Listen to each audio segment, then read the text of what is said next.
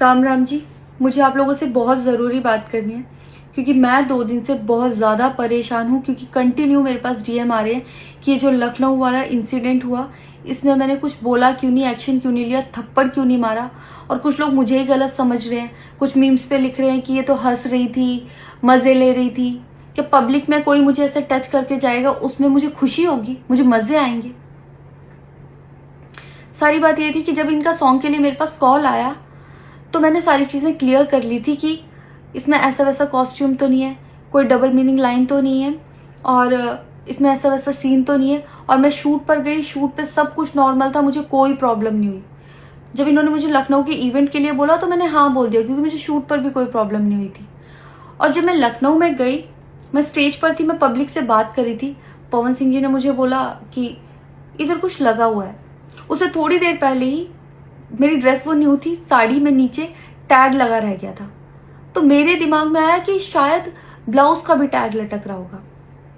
मैं हंसकर उस चीज़ को दबा रही थी कि अगर मेरा टैग लगा भी है तो वो चीज़ जिस टाइम मैं पब्लिक से माइक में बात कर रही हूँ उस टाइम ना बोल के साइड में भी बोली जा सकती है, इसलिए मैं उस चीज़ को उस टाइम पे दबा रही थी। मैंने हंस के टाला, अवॉइड किया और फिर दोबारा बात करने लगी। वो बोले नहीं कुछ लगा है, नहीं कुछ लगा है।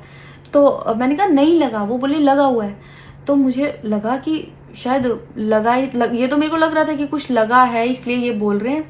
और पर फिर भी मैंने हंस के वहाँ पे टाला, पब्लिक से अपनी बात कंप्लीट की। कंप्लीट करने के बाद जब मैं अपने टीम मेंबर से मैंने पूछा साइड में जाके कि कुछ लगा है, क्या लगा है, उन्होंने बोला कुछ भी नहीं लगा था। जब मैंने देखा मेरे सच में कुछ नहीं लगा था, तब मुझे बहुत ज़्यादा बुरा लगा, गुस्सा आया और रोना भी आया।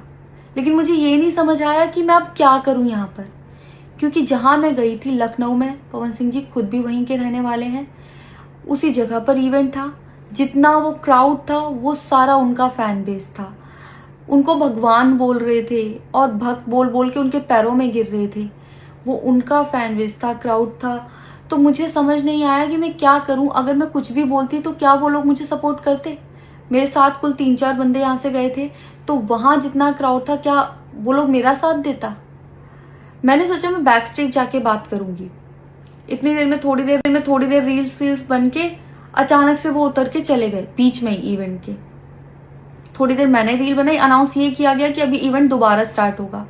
डिनर के लिए अनाउंस कर दिया गया, मैं भी उतर के चली गई और इवेंट वहां पे खत्म हो चुका था। अनाउंस किया गया था सिर्फ कि दोबारा होगा। नेक्स्ट डे जब मैं घर आई तो मैंने देखा ये बहुत बड़ा मैटर बन चुका था।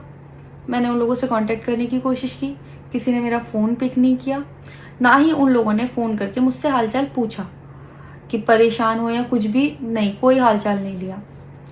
मैं पोस्ट करना चाहती थी, जो लोग लिख रहे थे कि मज़े आए या हंस रही है, मैं रिप्लाई में पोस्ट करना चाहती थी। मेरे को किसी का कॉल आया था कि पवन सिंह की पीआर टीम बहुत स्ट्रांग है और कुछ भी ऐसा वैसा मत लिखना और ना पोस्ट करना, क्योंकि वो लोग अगर कुछ लिखेंगे ना बहुत कुछ उल्टा लिख देंगे तुम्हारे लिए और बहुत कुछ कहेंगे और बहुत बड़ा मैटर बन जाएगा। अभी जितना परेशान हो उससे ज़्यादा परेशान हो जाओगी, तो छोड़ो।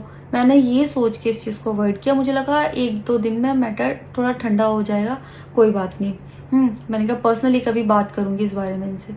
लेकिन बढ़ता जा रहा है, ऊपर से ना उनकी तरफ से कोई रिप्लाई मिला और मुझे नहीं पता कि ऐसे में मुझे क्या करना चाहिए था और क्या करना चाहिए।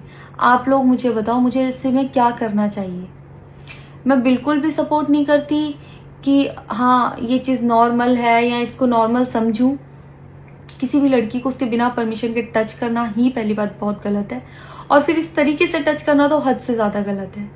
यही सेम चीज़ अगर हरियाणा में हुई होती ना तो मुझे जवाब देने की ज़रूरत नहीं पड़ती, यहाँ की पब्लिक अपने आप जवाब दे देती, यहाँ की ऑडियंस फुल सपोर्ट करती और जवाब देती। लेकिन मैं उनकी जगह पर थी, वो यहाँ पे नहीं थे।